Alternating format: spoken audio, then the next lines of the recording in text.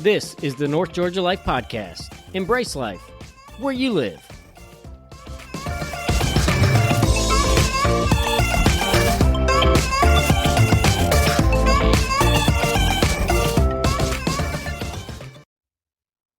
If you're a coffee or tea enthusiast, or you know one, or you have someone in your life that is that impossible person to buy an amazing gift for, you need a Final Press.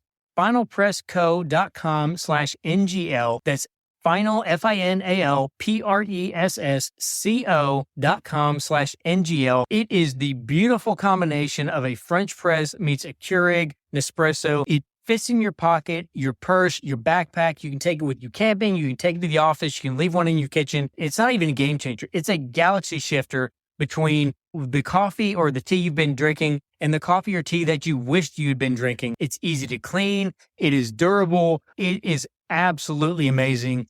And we're getting it to you on sale. You get 10% off when you put in the NGL code in the checkout. FinalPressCo.com/NGL. You will thank me later. Welcome back to the North Georgia Life Podcast. It's Jake, your host. Today we're at the KC Bison Ranch in Dahlonega, Georgia. That is correct. There is a bison ranch in Dahlonega, Georgia. It was one of those places when I came home from recording the podcast, I was telling my wife about it, and I'm like, this is why I do the podcast. Like this, you're not going to believe how incredible the story is of how something like a bison ranch came to be. It started with a pair of boots, boys and girls, ladies and gentlemen, a pair of boots. This is why you don't let your spouse go shopping alone. You know, it's like you never know what's going to happen. No, totally kidding. It's much better if she shops alone. I hate shopping. So they're on all kinds of different social media, but they're specifically, their kind of target is special events, weddings, things like that. But they are their property is sandwiched between two of the best wineries in North Georgia. We've got a handful in the area. I think it was maybe 2021 that we did a episode with Frogtown Winery, which is on the front kind of street facing part of the property. And then it's literally, you have Frogtown and then you have the Bison Ranch. This is on like the same little street. And then you have another winery right behind them. So, you talk about like a great Saturday, or whatever day of the week you're there. But it is so cool. Their venue for their events is just, it's amazing. It's absolutely amazing.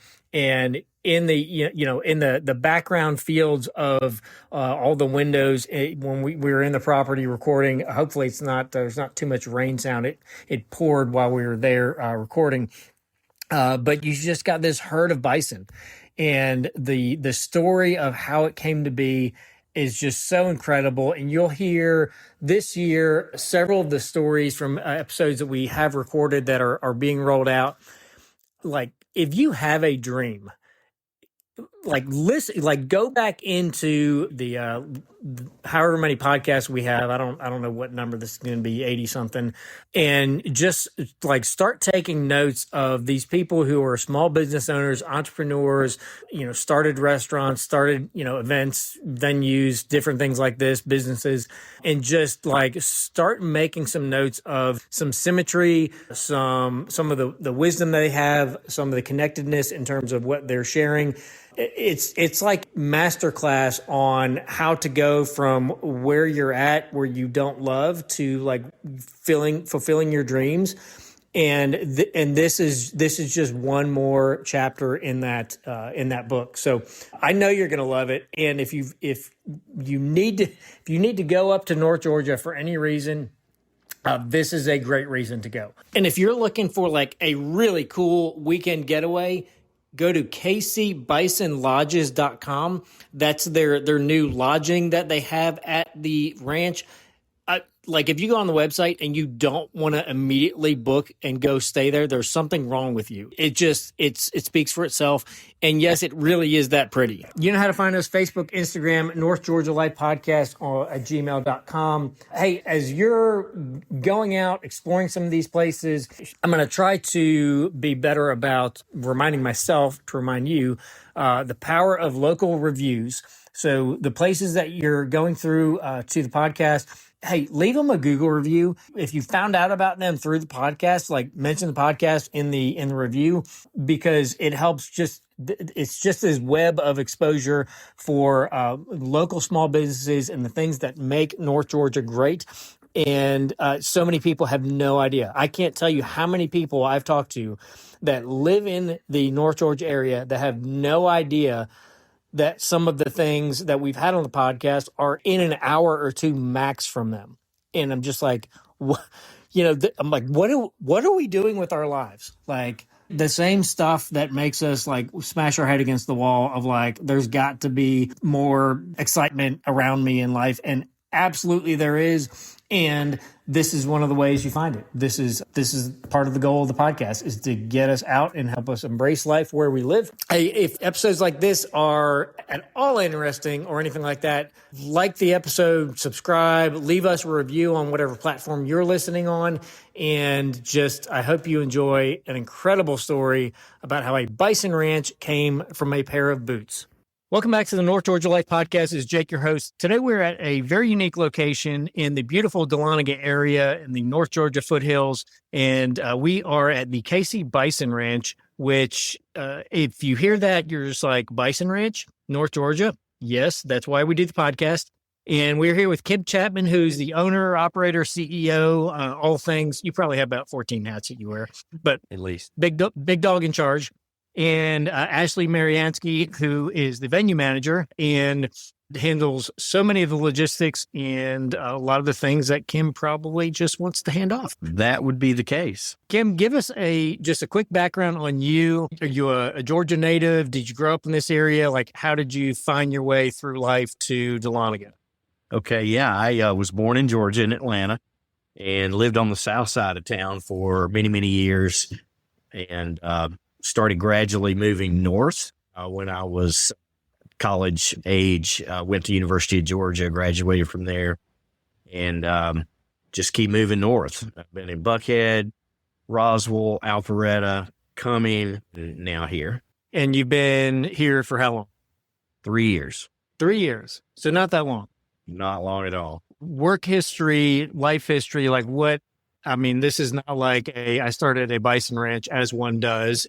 Correct. I was a sales guy. So even in college, I knew that I was going to sell something, and had a lot of different sales jobs. I guess the two that I spent the longest at was mortgages, and insurance was the most recent. So kind of joke now that I sell love, and it seems to work. That's the part that doesn't have anything to do with the bison, although I love them too. But so you're in the sales mortgage. That was like your career. You just like, that was your working life of doing predominantly those industries. And then what happened? Because that's not like a normal transition. Like, I sold my insurance brokerage and I bought a bunch of large mammals and a farm. Well, I've always had an affinity for large mammals. So I've got some really big dogs. And so I like unusual animals that are a little bit out of the ordinary. So I was in Nashville, Tennessee about 5 years ago for the Georgia Vanderbilt game with some friends of mine. And one of my friends went to the Tecovas store while we were at a bar downtown, and he bought a pair of boots, and he comes walking in with his new boots on. And I'm like, Adam, where'd you get the boots? And he said, there's a Tecovas store down the street, and he telling us how cool it was and everything. I knew what Tecovas was because I'd seen them advertised on Yellowstone. So I started thinking I hadn't had boots since college and I need some boots. So I bought me a pair of Tecovas, and that was about 2 months later. They sent me a newsletter on their email list called The Outpost. And the first article that I read in The Outpost was about a guy that moved from Chicago to Montana to start a bison ranch. And I was fascinated. And I thought, that's a really cool thing. And he was an attorney, so he wasn't a farmer. And I never was either. I was a city boy all my life. Had one friend that had a farm that I used to go visit, and I loved it, but I had no experience at all. Like, I wonder if I could do that. And I wonder if I could do it in Georgia. And pretty soon I found out that, yes, I could.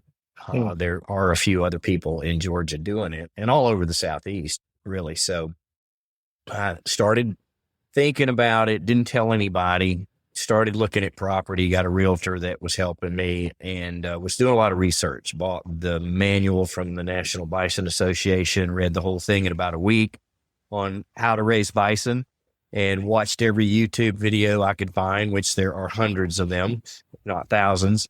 And I was just more and more fascinated. I started visiting bison ranches all over the Southeast, and every time the feeling that I got when I would get in there side by side or whatever we used to go out and get near the bison, their majesty and their magnificence just enthralled me. I was like, okay, I can do this. And so I decided, yeah, I'm doing it. And then I started telling people. You would have thought, yes, that, I mean, they wanted to commit me to a mental ward or something. And because I just renovated a lake house on Lake Lanier, spent a lot of money, a lot of time, a lot of effort.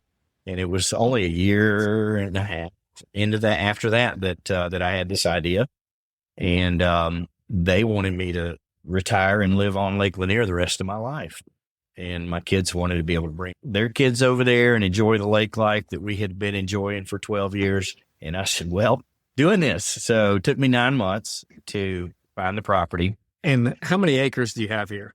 We have 61 acres. 61 acres. 9 months is really not a terrible wait for that much acreage. You've done some work, putting it mildly, on the property, but I am very curious. The gap between your starting it's an idea, I'm starting the research. No, this is actually going to happen. And then not getting committed to an asylum or a mental ward by your friends and family. I think everybody goes through, maybe not everybody, a lot of people go through what am I doing? What do I want to do? And then when there aren't people bought into your idea, like, we need to be honest, like, there's some things that are just bad ideas. Like, this is not a viable thing.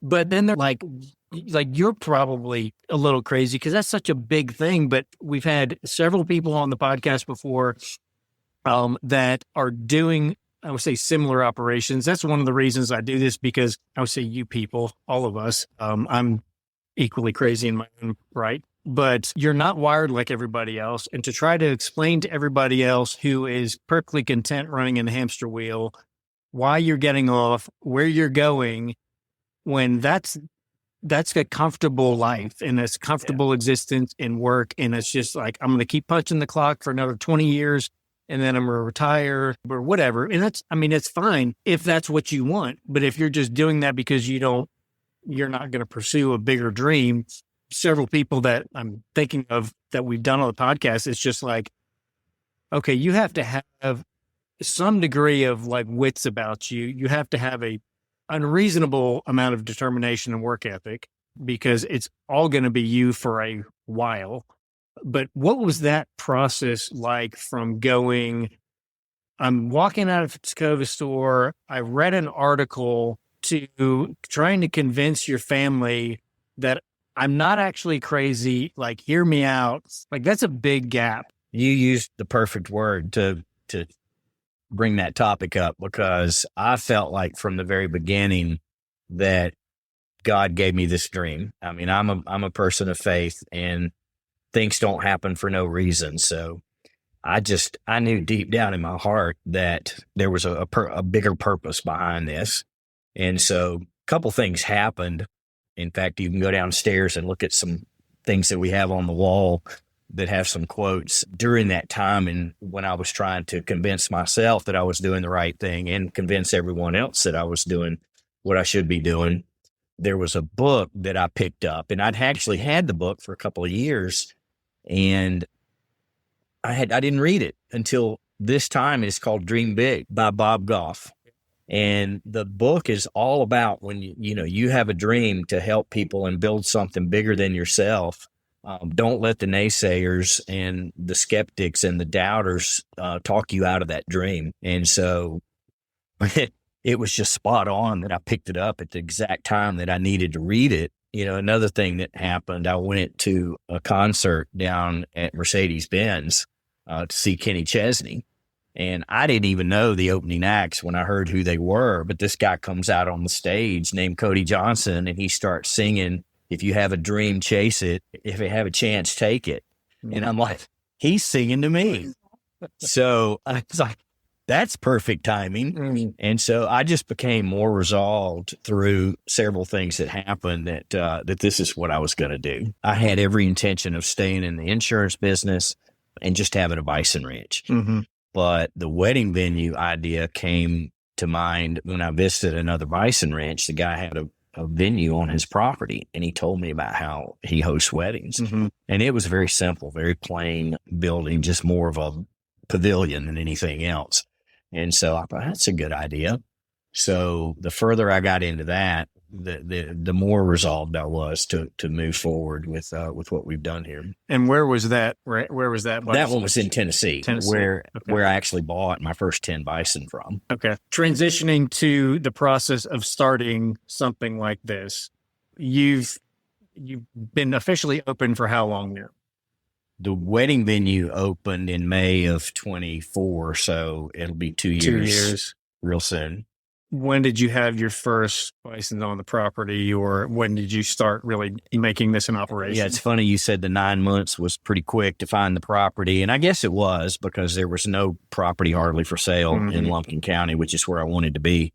And the property that we bought wasn't for sale. I feel like God made it available through some very providential circumstances that people that introduced it to me, and I was able to buy it. But after I bought it, it took another 16 months of clearing and building fences and doing all the infrastructure, everything that I needed to do to be ready for the bison to get here. So they've been here for exactly 2 years. They came in February of 24. And it's not like you just go down to the Pendergrass flea market, buying a goat or some chickens. How did you even source where you were getting your bison from? Because I have learned over the course of doing these podcasts, especially with people that are in the animal industry, or industry is probably the wrong word, but that like there's a whole, just like if you were in a medical supplies place, like where you source your materials, what things are come from where, and the alloys and all that sort of thing it's way over my head. But I have learned that a goat is not a goat is not a goat. Take us through that process. Yeah, very much. I mean, I interviewed a lot of people. So I talked to people all over. I tried to focus on the East because very early on, someone told me that you're going to do better. And I met another rancher who had brought a lot of bison over from Montana or somewhere out west. And he lost about half of them to disease within the first year. And so the bison that are already acclimated to the Eastern climate, which is very different than the arid climate out west, are going to do better. So I just visited ranches mostly in Tennessee, Kentucky, South Carolina, until I found one that had a surplus that needed to get rid of some. And he was also, his ranch was just impeccable. It was one of the best ones. I mean, I've seen everything. I've seen just converted cattle farms with 4 wires of barbed wire and barbed wire. You're wondering, how do they keep those animals in? Yeah. I've seen people that don't do the vaccinations and all the dewormers that you need to do to keep the animals healthy. They just kind of let them go. And I mean, I've seen everything. So I tried to focus on the best practices that I've talked to people about, and listen to them when I picked where I was going to buy my animals from. Okay. Moving from, we've got bison on the property. We found this person who is doing a successful venue, a wedding operation, which bison wouldn't be like my first thing of like, what's a good backdrop for, the bride? Like, what about giant mammals? What more unique talking point at your high school reunion than like, oh, here's my wedding pictures. Like, what? How did you go from, okay, we've got a farm to we're actually setting up a gorgeous, I assume this is where you're hosting this, just an absolutely gorgeous property and facility. And where, like, how do you go about the concept of building this and then marketing this and then, finding Ashley? Did you find Kim? Did they find you? Like, how does this? Because these are the pieces for people who have the dream and have the entrepreneurial mind. Like, these are some of the big things of like, how do I find that person? How do I start this process? How do I get a bank to give me a loan for this? All those things. Yeah. Yeah, that's interesting. I just know that the pieces fell into place because I feel like God was involved the whole time and just made it happen. I could see the landscape. I felt like an artist. I had this blank canvas and I was clearing trees and putting up things that were going to make the property look more beautiful. When I was looking for property, I wanted a mountain view, of course, wanted a pond, a creek and pastures and all those beautiful things. Never pictured the vineyards. When I found the property right in the middle of all these gorgeous vineyards, that was just like a big icing on the cake. Mm-hmm. And but I could always see the bison in the background for wedding pictures. That was never strange to me at all. And in fact, it's been a big draw. And I joke with people now, and my daughter does. It's like when I say it, but I say, if you didn't get married with bison, are you really even married? But it's pretty funny now. And I think people can appreciate it because we get some phenomenal pictures. And, as far as everything else coming together, I didn't know. We tried to align with some other people in the wedding business because we didn't know anything about weddings. I did. One thing that's a big piece of this is I had a friend from way back. I've known since our 20s. That called me one day and he saw what I was doing on Facebook and he said, Kim, I want to come see what you're doing. And I said, sure, come on up.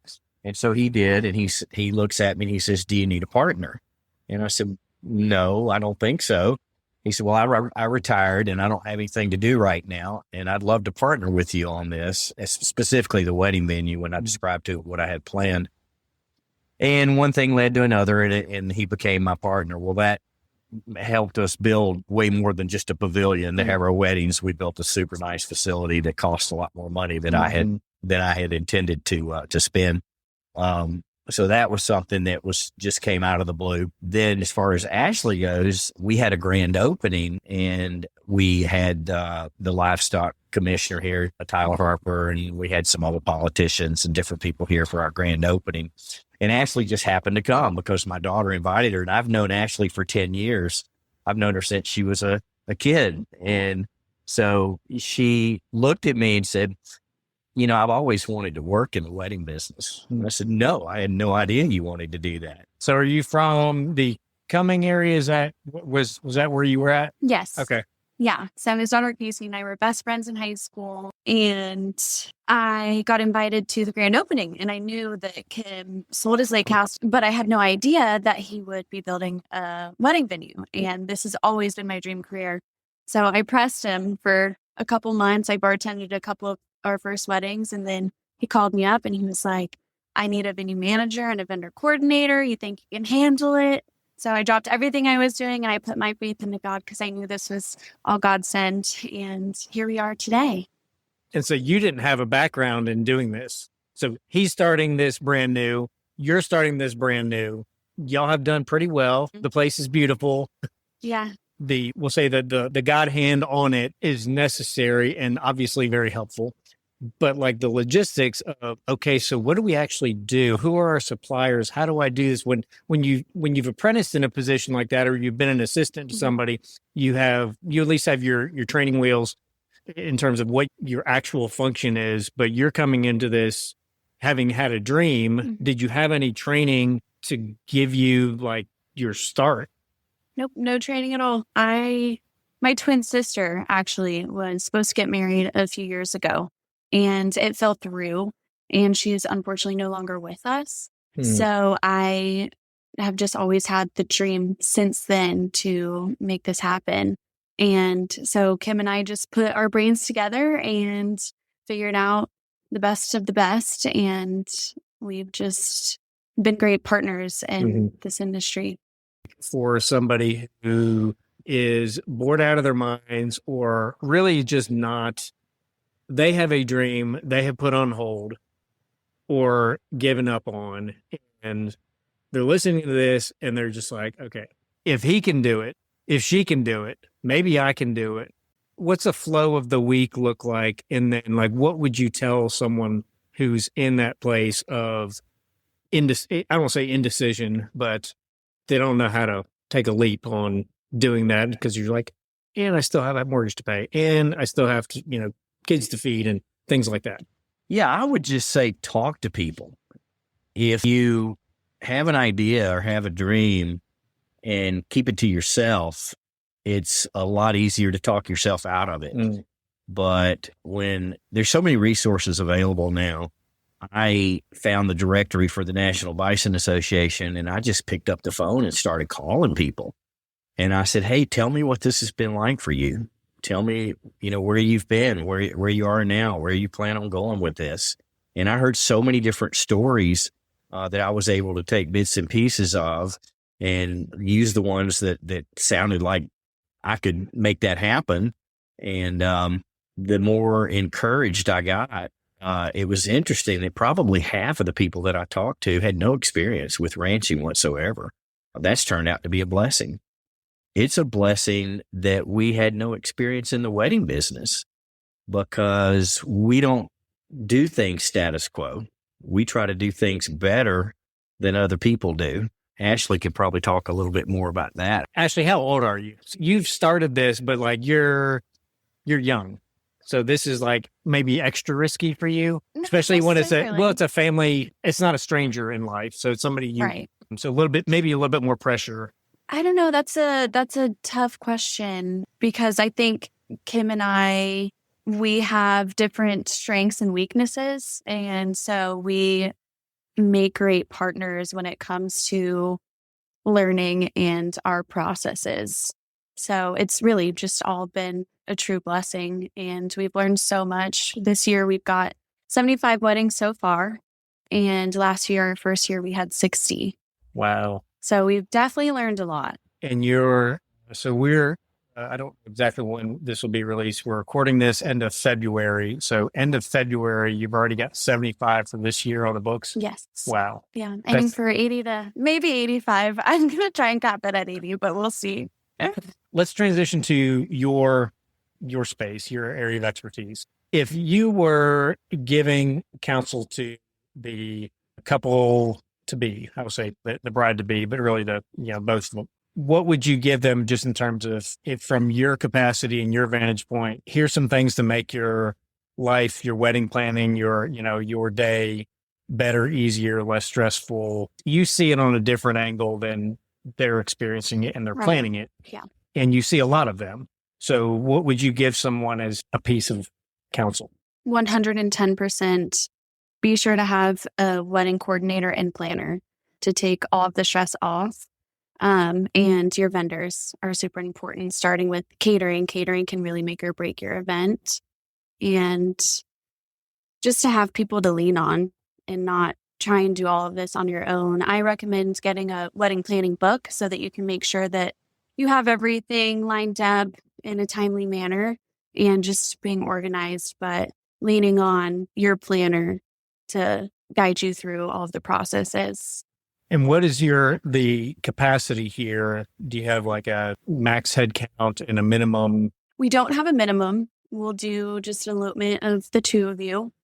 Our maximum is 250. Our first wedding was actually 350 and we made it work. But that's when we decided to make it as comfortable as possible for everybody. It's a large overage. Yeah, at 250. Wow.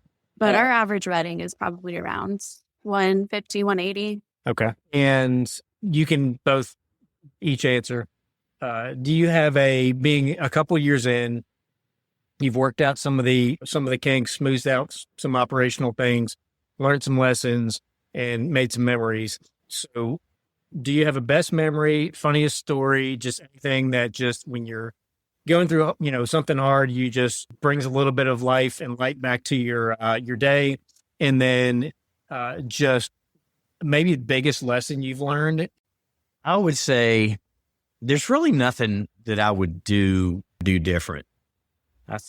We certainly learned a lot, and we've got a couple of good stories. Our best stories are probably in the reviews that we get from people that sometime during the process were not so happy.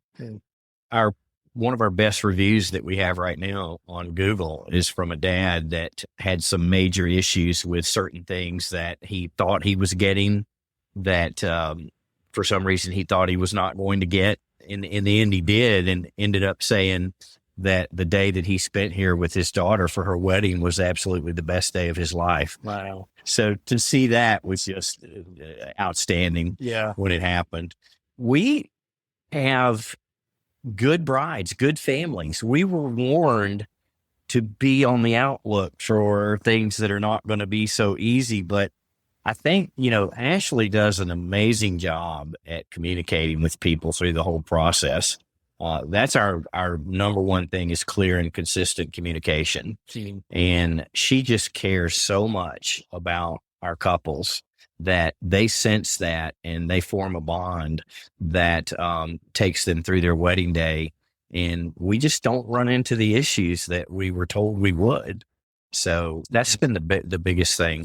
But further, when the wedding venue idea came along, it was interesting because I was going to a lot of weddings.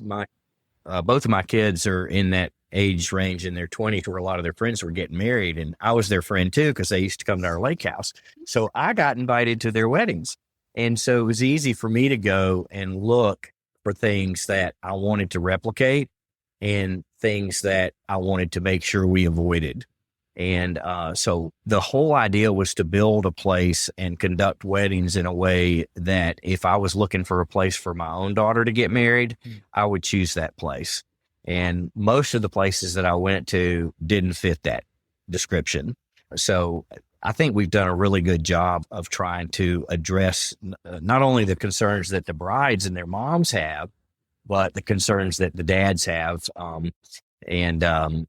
That has helped us quite a bit. Is there a funniest story that you can share, and it doesn't have to be from a wedding. It can be just from anything related to the property itself. There is one wedding that Ashley can tell you a little bit more than I can about it because I happen to not be here for the main, but we did have a few issues. Most weddings are pretty tame, pretty calm. But this one had a guy that wanted to dance on the tables, and he wanted to take our golf cart for a little joyride, and he kept the keys. We have a security off-duty officer on duty for all of our weddings, and he rarely has anything to do, but he was quite busy this night. In fact, he had to call for backup.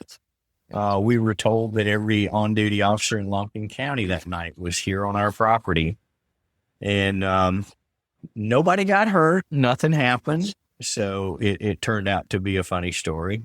I was thinking about the time that the bison got out. I was thinking, like, they've got to get loose. I know people that lose their cows on the road all the time. And I'm like, how does your cows get out again? This particular day was interesting. How long ago was this? This was August of last year. When I was building the ranch, people told me it doesn't matter what kind of fence you build. Yeah. They can get through it and get out if they want to. Yeah. The key is making them not want to. So I've done a great job of that. My bison are very happy. They get plenty of food, plenty of water, plenty of attention. And so everything's great until you leave a gate open and go to bed. So the next morning I wake up and I'm having my coffee and a neighbor calls and says, "Hey, Kim, I think it's your bison out here on my pasture." And I said, well, if they're bison, it probably are mine because nobody else around here has bison. So sure enough, I drive a mile away and these bison are just happy as they can be on my neighbor's pasture. And it turned into a 3-day ordeal to get them back, something that I never want to relive.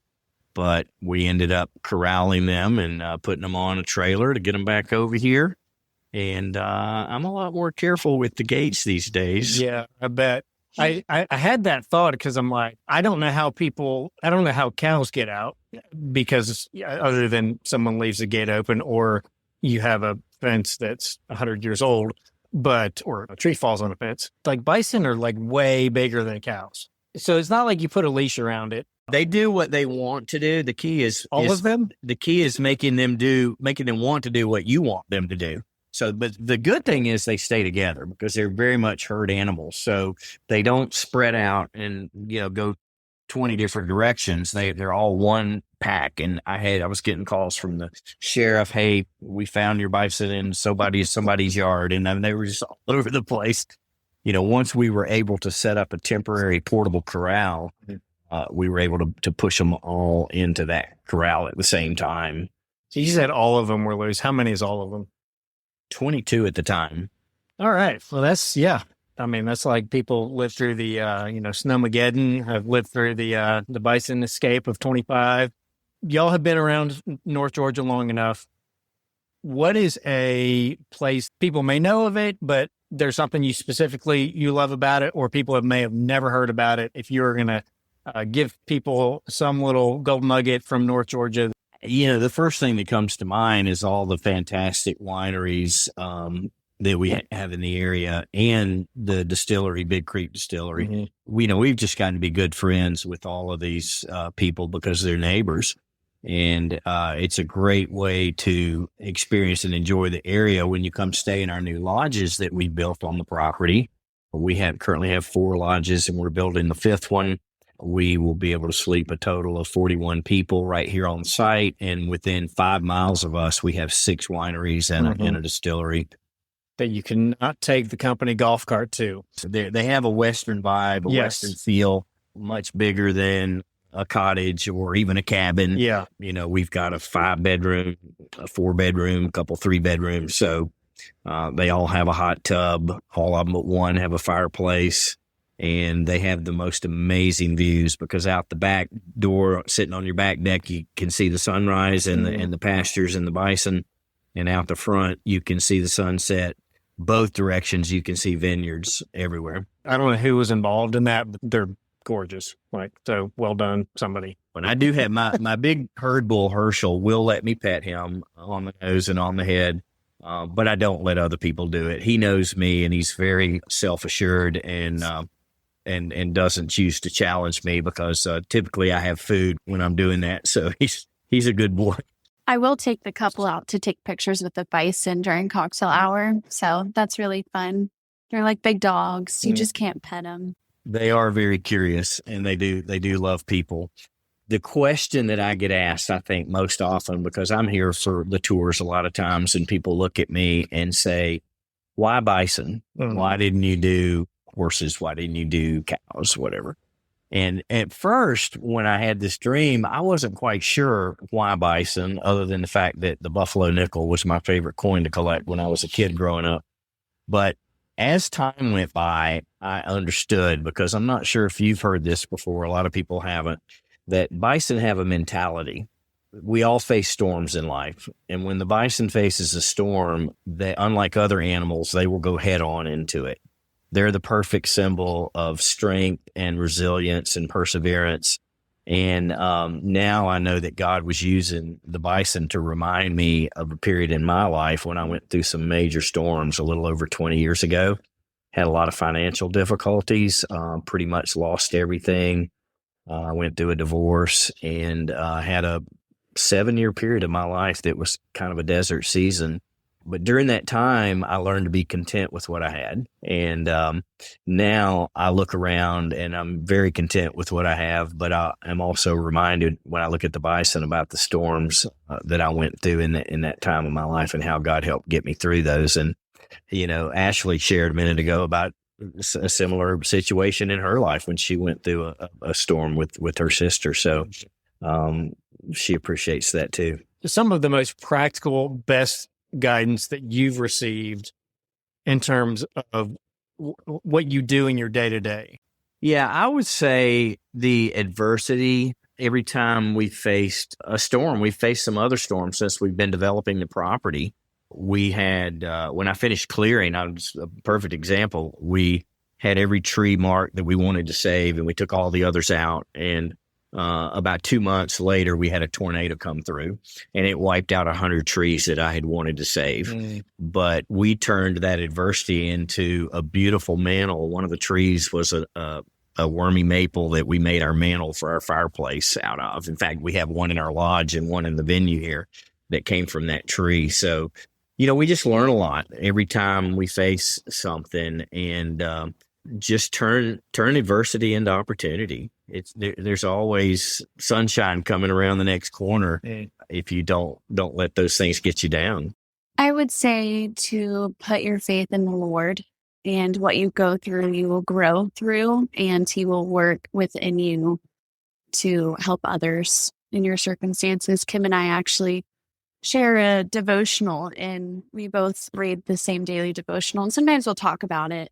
But the other day, the devotional was about sharing your story. So it's just kind of ironic that we're here today. It was 2 or 3 days ago, that was the devotional. Yeah. And Kim's big on that. So one of the things as I get older, I share with people periodically, and like, if you don't go through some major stuff in life, you're the rare exception. There's a whole lot of people that wherever they're going in the morning, they're crying on the way there, and they'll never tell anybody because they don't have anybody to talk to. And maybe that's why they're a little sour when you get to them.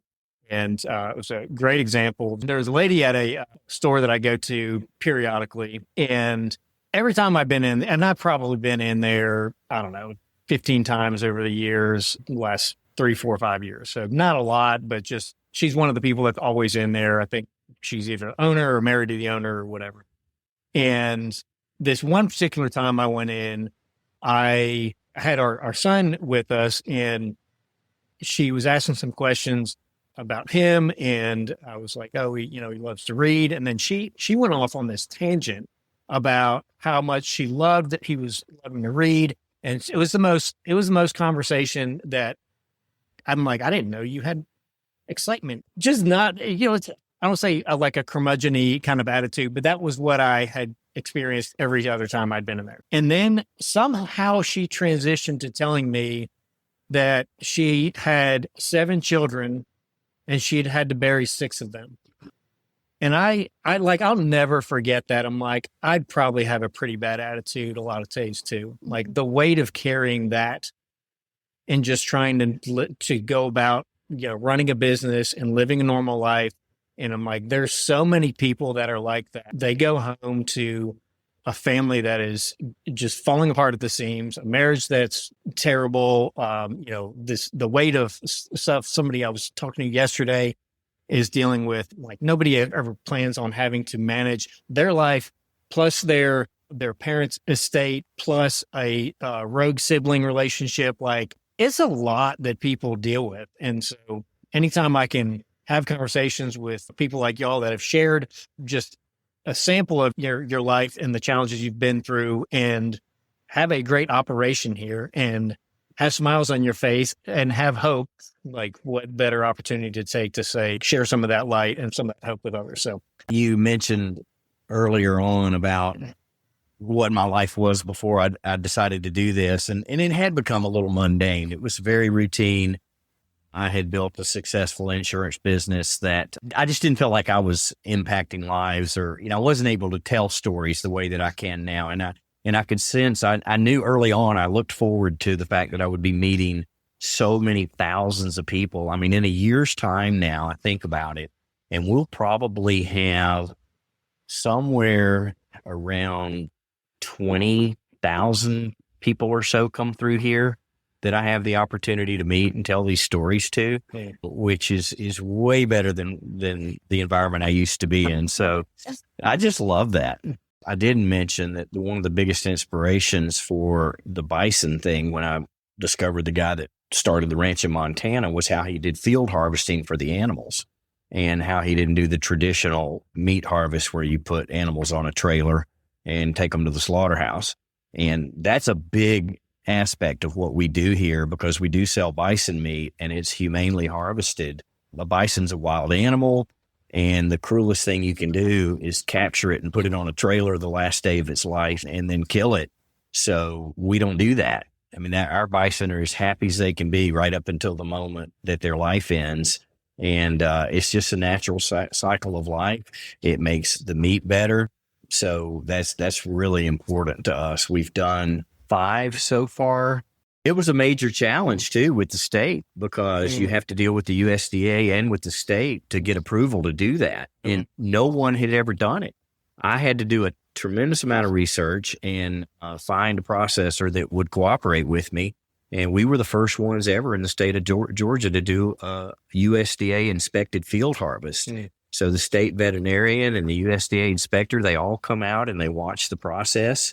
And to see the look on their face and talk to them after it was said and done, they said it was by far the most humane harvest of any animal they had ever seen, because they have to watch them happen at the slaughterhouses too. Right. So it was just, it was so refreshing and so enlightening to see that. Yeah.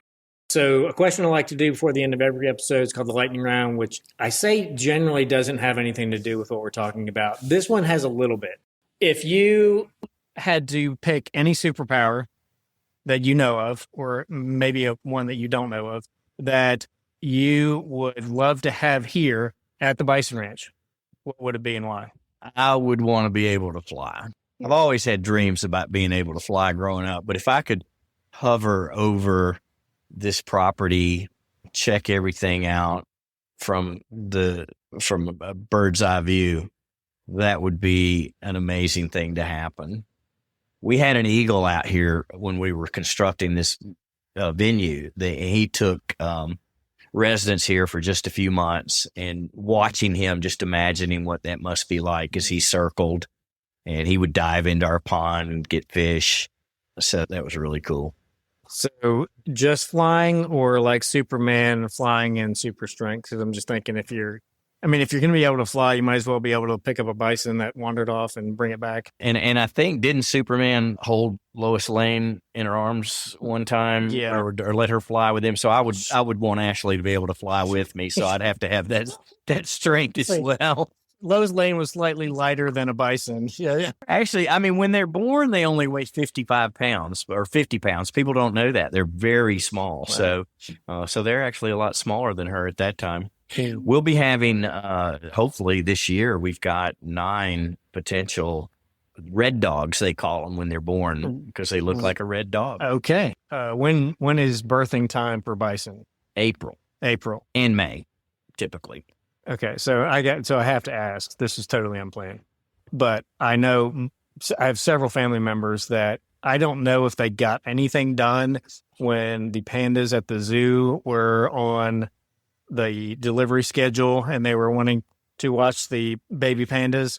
Are you going to have a webcam or anything like that for the red dog baby cam? We have not so far been able to watch one actually give birth. They will go off to themselves and do it probably early in the morning when nobody's looking. I hadn't thought about really doing the webcam, but it would be too hard. They would go somewhere away from the webcam. But we will let people come out right after, because, I mean, within 30 minutes, they're up and running around, and they're so cool to look at. For people who are either coming here, do you have just visiting hours, or is it just for scheduling weddings and events that you have people that can come out here? We do a little bit of both, pretty much by appointment. We don't really have hours where we're open to the public, but if someone calls me and says, I want to come see the bison, if I'm here, which is most of the time, then I always try to accommodate that.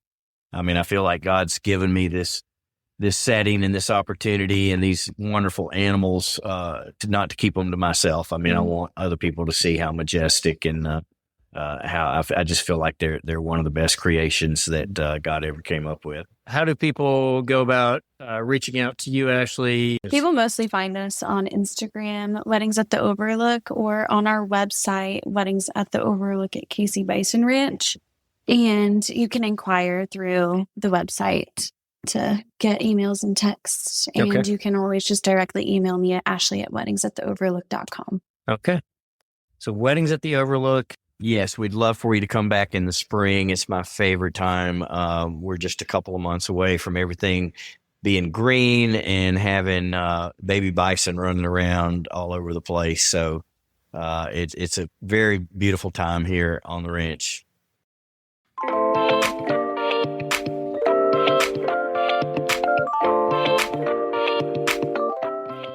This is the North Georgia Life Podcast. Embrace life where you live.